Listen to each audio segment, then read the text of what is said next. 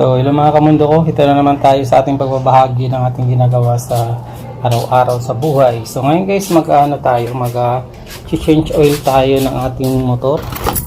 So, may usol ay pala itong motor natin. So, change oil tayo guys kasi lagpas na tayo sa 1,000 kilometers. So, bago tayo mag-umpisa, ano muna natin ito dito. Bubuksan muna natin guys bago tayo lilipat sa kabila. Para may hangin, wala siyang vacuum seal. Kasi kung hindi ito magbubukas, pag drain natin mamaya, may vacuum seal yun. Parang yung hangin, hindi basta-basta bababa yung langis na luma. So, ay bubuksan lang natin tapos ililipat natin yung motor natin dito sa kabilang side kasi sobrang liit ng natin pwesto. Yan guys, bali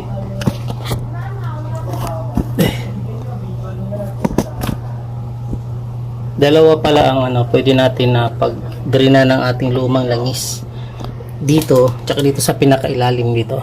Kaso yung pinakailalim parang palustred na siya or lustred na siya kasi yung tools na ginamit natin pangit. So para siyang bumilog konti. Tapos ayaw ko na siyang buksan baka matuluyan. So dito na tayo magdi-drain. Tapos para matabi natin itong cable na to guys. Lilipat lang natin luluwagan natin siya. Kasi yung cable na yon, ito yung preno natin sa likod. Para mahawi natin siya pababa. Para yung takip natin.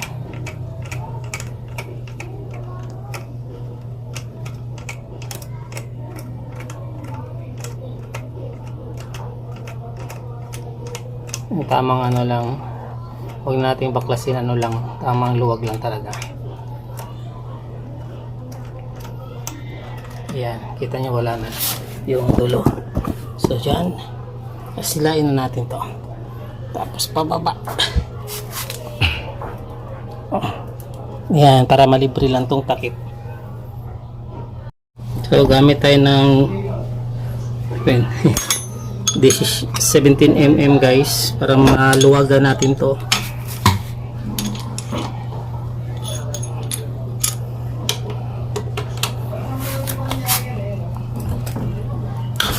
Ayun, luwag na. Oh, saan pumunta?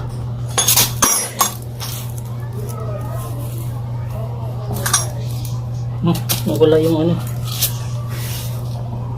tumalsik. Ayan, makikita nyo luwag na. Yan, tanggalin na natin siya sa pag-center stand bago natin siya tuluyan tanggalin yung takip kasi hindi natin makapwesto yung pangsalo natin ng lumang langis.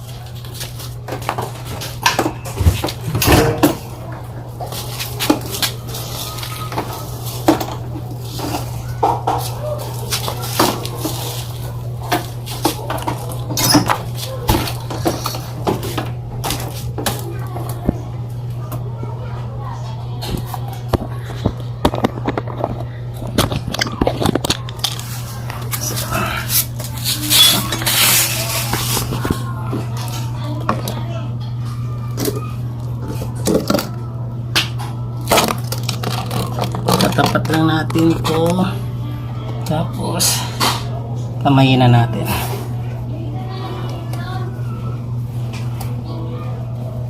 Counterclockwise yan guys pagtanggal. Ibig sabihin ko yung ikot ng relo baliktad. Ayan, na to guys, magwa 1 month na. Pero ang biyahe kasi natin tayo almost 100 kilometers a day. Balikan ng Ateneo to Pateros, hatid sundo.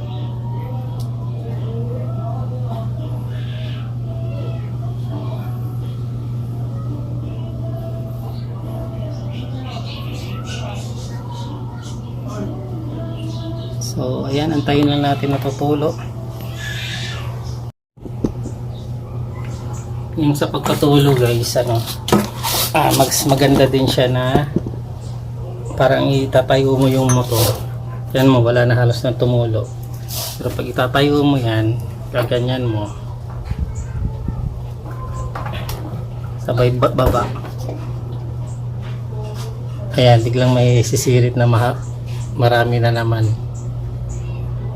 So ulit-ulitin mo lang para mas mabilis, mas matanggal talaga yung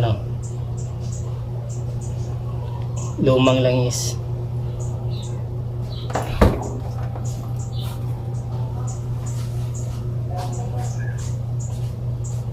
Ayan, may kunting-kunting tulo na lang. So paulit-ulit na yan guys hanggang kahit mga 15 minutes, 20 minutes mo gaganyanin.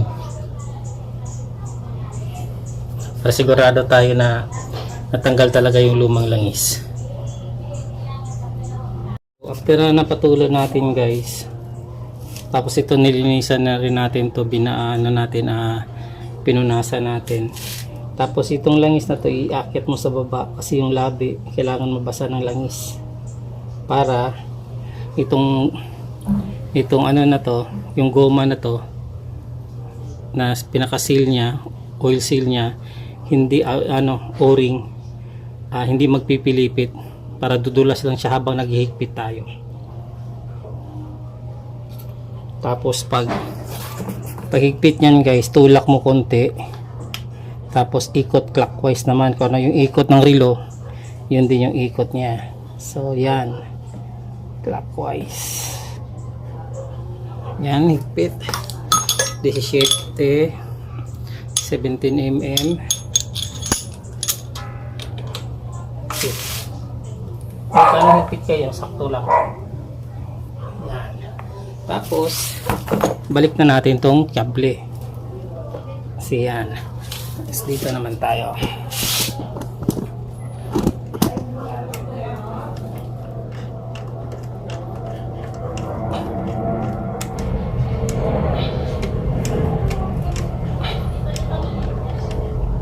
Yan. Tapos para ma-check natin yung preno natin, sakto lang. Ganito lang yan guys dito. Ayan, sobrang lambot pa. Kasi dumidikit pa siya. Dapat dito lang banda yan. Medyo matigas. So, pihitin pa natin to.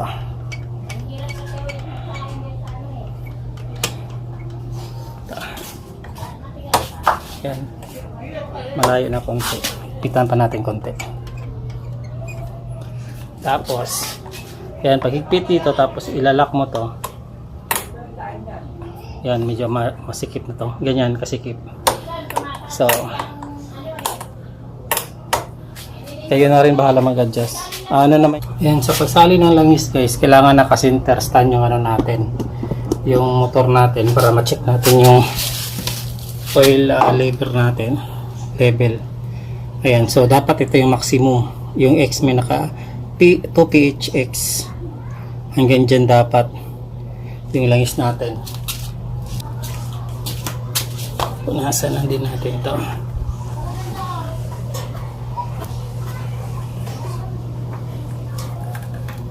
Ito palang ginagamit nating langis guys. Sa Shell natin mismo binili. Huwag tayong bumili kung saan sa online, mas maganda sa Shell mismo. Para sigurado tayo na hindi fake. Yung isang change oil natin guys, nag-online tayo. Ang pangit ng takbo ng motor natin. Tapos meron pang isang nag-comment na ganun din nangyari sa kanya, yung masaklap sa kanya, hindi na umandar yung motor niya. So itong sinala natin na langis is 800 ml, bili natin sa Shell mismo is 304 pesos. 304 pesos lang. So ito minsan sobra, kasi minsan siguro sa paglagay nila, or kaya hindi natin lahat na di-drain yung langis, kaya minsan sobra yung natin, yung langis natin. Kaya wag tayong mapagkapante na porkit 800 ml to, sabi 800, ayan, 800 ml yan, tapos 800 ml din yung kailangan ng motor natin, iuubos natin lahat. Baka pag sumobra tayo, yun ang cause ng nag-uusok yung motor natin guys. Tapos may masamang epekto din yun sa ating motor pag sobra yung langis natin. Ayan, tingnan mo.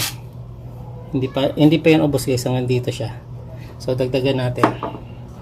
Siguro mayroon pa tong ano, mga 200 or 100 ml.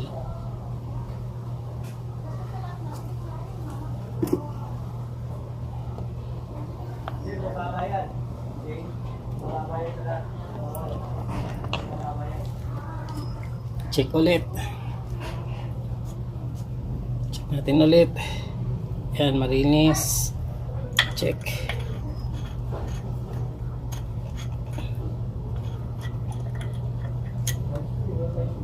Ayan.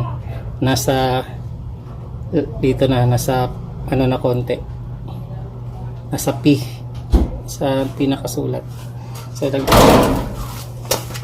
ayan. Ayan. So nandyan lang siya, sakong-sakto na yan guys. Kaya sarado na natin na mahigpit. Tapos ang natira guys siguro mga nasa 100 ml pa to. Hanggang dito siguro to. Yan, ganyan karami pa yung natira. So kung inubos natin yan, malamang pupugak-pugak minsan yung motor natin pag sobrang sobra na talaga yung nalagay natin. Pero kung sobra lang konti dun sa maximum, hindi siya ganun ka, nasubukan ko na rin pandarin. Hindi naman siya ganun ka, ano. Yun nga lang, mayroon talagang diferensya sa takbo. Kaya kailangan talaga sundin natin tong dipstick natin. Ayan, maraming salamat sa panonood. Kung di pa kayo nakapag-subscribe sa aking channel, please subscribe Mundo Ko Vlogs. Maraming pasalamat. Paalam, God bless, bye-bye. So, pero ano pala guys, may nakalimutan lang ako. Bago natin siya fast start, kung papa-kick muna natin siya para matest natin. Kick start muna tayo guys. Yan palaging ano, kasi para umangat yung bagong langis, aangat ko sa taas sa may piston banda. Pain lang natin mga 10 beses.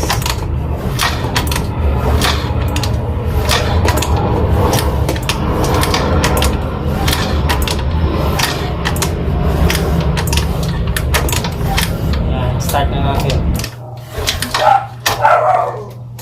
Ay, naka-open. Hindi pala naka-on yan guys kanina, kaya ayaw mo on ng dot. Ayan.